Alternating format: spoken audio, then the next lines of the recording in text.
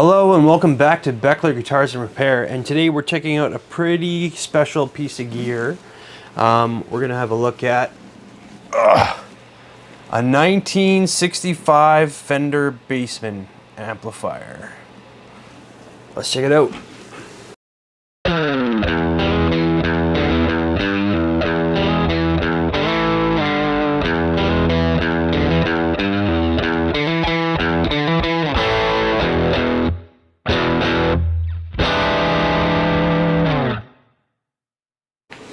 Alright, so this is a little bit special for me. I used to own a Bassman and I love that amplifier, but unfortunately I had to sell it to pay some bills. I actually have an old video on that amplifier. It was one of the first things I reviewed on the channel, so you can check that out. I'll put the link in the description. But anyway, I've been looking for another Bassman for a very long time. They don't come up as often as they used to. I feel like 10 years ago you would see these all the time, but now pretty rare to find one, especially an older one in decent condition. So this is a 1965 Bassman, at least I think it is. That's what it was sold to me as. And yeah, I've confirmed it works. It sounds great, but I want to know a little bit more about it. So I want to take it off of the chassis and have a look at the components and date it, and then plug it in and see the best way to use one of these amps, because there's a couple different ways you can use them, and there's a couple hints and tricks to get it to sound the best it can. So yeah, it was a bit of a fight to get this amp as well. The seller lived about 8 hours away, and he kept saying that he was going to come to town, and we're going to meet up in a town closer to me in Edmonton. It's about an hour's drive from where I'm at. And he kept delaying it, and weeks went by and weeks went by. And then finally he asked for a deposit to hold it for me, because he had some other local people interested in it as well. And as a rule, I never ever give deposits. I think I was burnt one time before, quite a few years ago, where I put down like a $50 deposit for a guitar, and I just never heard from the guy again. And this guy wanted $100, but I really wanted it, and I figured if I took the chance and lost $100, I guess that would be that. So I did put the deposit down, but he ended up being a good guy and holding it for me, and everything kind of worked out in the end. So yeah, this thing's in pretty decent shape. I mean, comparatively, it's got some Tolex rips. It's a little bit dirty. This is a black face amp. This grill is supposed to be silver.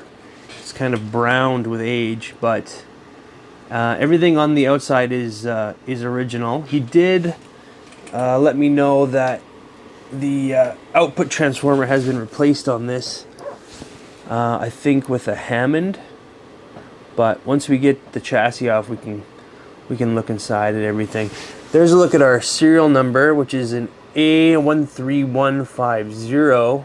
Our tube chart actually says it is an A165, and it's the stamp on there reads OK.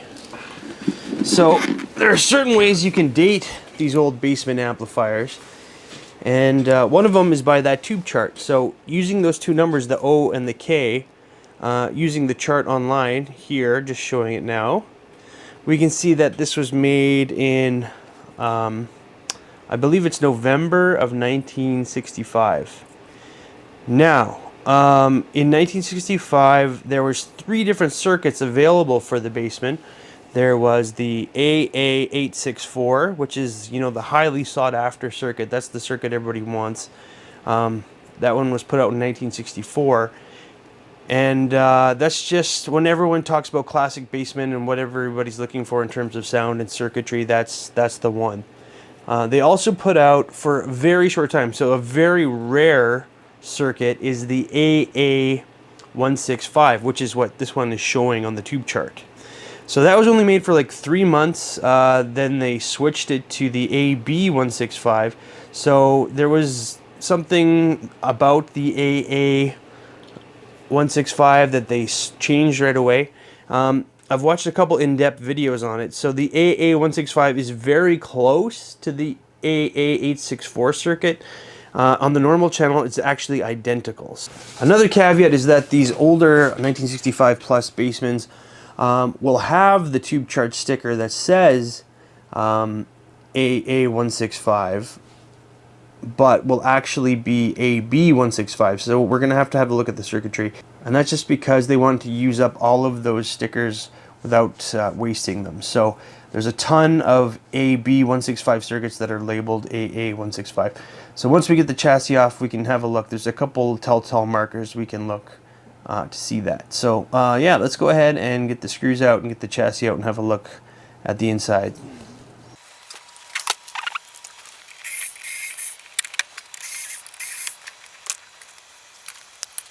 So yeah, it looks like this back piece has been replaced with a newer one.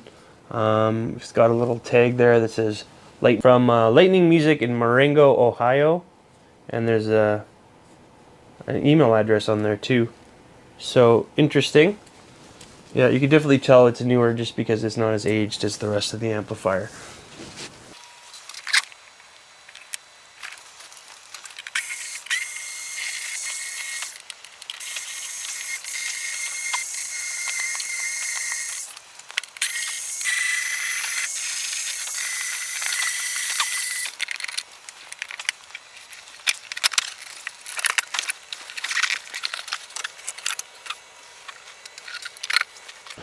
Alright, first off, here's a better look at our tube chart. So it says Bassman amp AA165, which again is that rarer circuit, but a lot of these amps are mislabeled.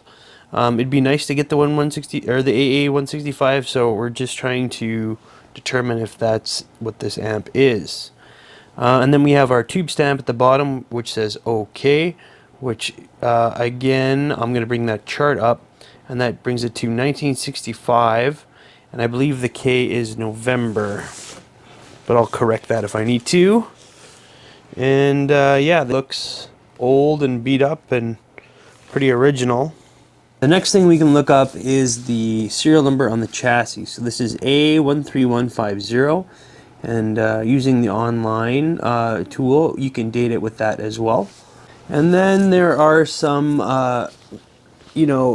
date stamps on these transformers here too. So all three of these things, usually this is the one that has been replaced with a newer one, so obviously we can't use that, but this one and this one both have stamped codes on those. I took some pictures so we can see those a little bit better, and using the online tool we can see that the 6.5 on both of these dated to a 1965. Alright, so using the serial number, the tube chart, and the transformer codes, we can safely assume that this is a 1965. Everything dates it to a 1965. But now we have to confirm the circuit difference. So it's definitely not an AA64. We've determined that. So it's kind of in between the AA165 and the AB165. I prefer it to be the AA165 because that's kind of a rarer circuit and very similar to the AA64. However, we did a little sleuthing on the internet, and I think we have some pretty solid evidence of what this is. So it all comes down to this little potentiometer here. AA version, the lead, the wiper, would go to the middle here. So we can kind of trace that. So the wiper's right. I'm going to use a little pointer here. Alright, here we go. So yeah, the wiper's the middle one, and that goes here to the middle from the potentiometer, that braided yellow cord. Ends up right there. On the AA model, there would be two of these little resistors here, and that would go left and to the right. And on the AB model, it's just the one here. So that's pretty resounding evidence that this is actually an AB165. So a bit of a bummer, but I do have a really good amp tech, and he could easily convert this to an AA864 as well as an AA165. So, but I think I'm going to go ahead and leave it this way because I was really enjoying the sound. And I just wanted to note that, yeah, it's obvious that this amp has had a little bit of servicing done to it. You can see by this replaced capacitor there. And then under the shield in the front, I took some pictures. Those have been all replaced as well, which is prudent. You should be replacing those anyway because they can start having hernias and damage, and yeah, they can go. So it's good to get a 3-prong cord on these guys and replacing those capacitors. So yeah, this thing has been properly serviced, as well as that transformer had been replaced. Let's go ahead and reassemble this amplifier, and we'll get a really good sound check and hear how this thing sounds.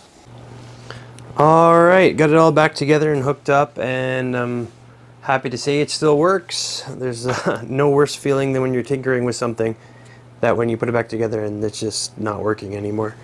So that's great. I've got this hooked up to an old Bandmaster cabinet I've had for a while. It's a 1960s Bandmaster cab, so it's a 212 cabinet. And inside the cab, I've got the old speaker from my deluxe reverb reissue amplifier, which is a Jensen.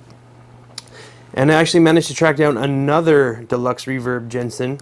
So this has two 12s in here of 12-inch 8-ohm Jensens in there.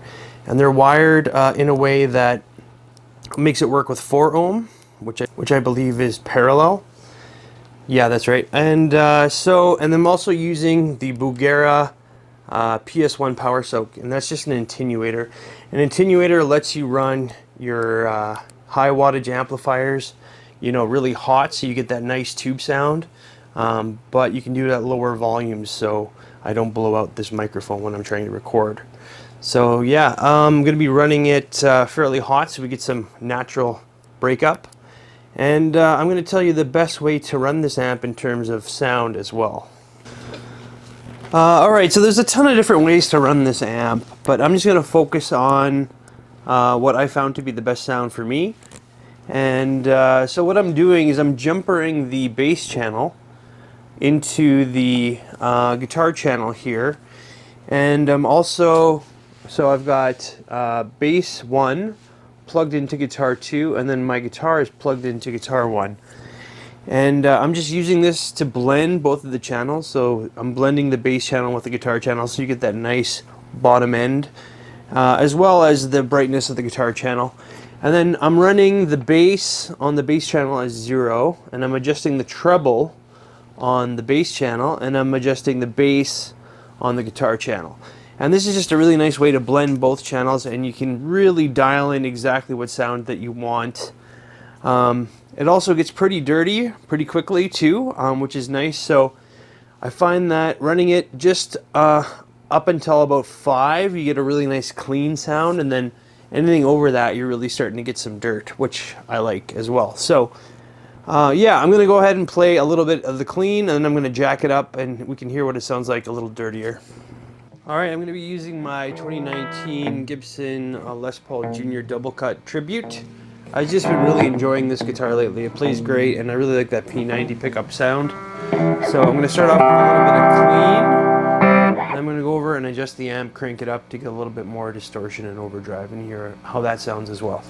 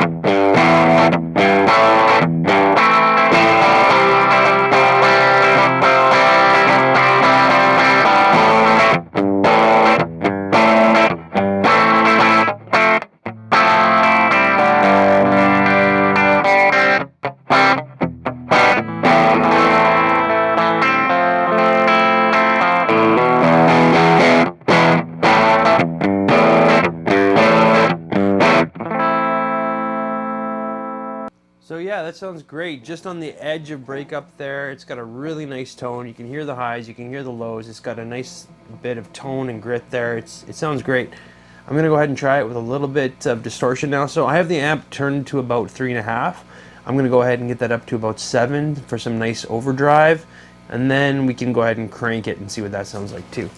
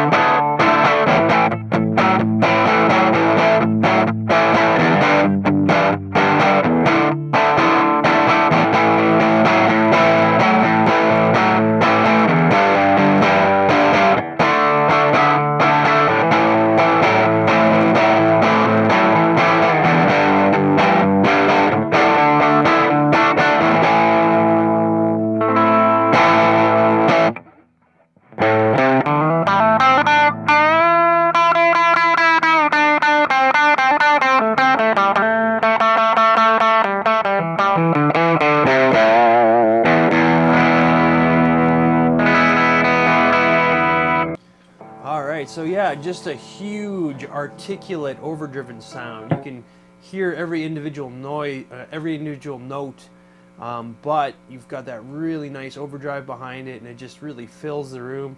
Sounds really, really great. I'm going to go ahead and just crank the amp and dial that in and see what kind of super distortion sound we can get out of it.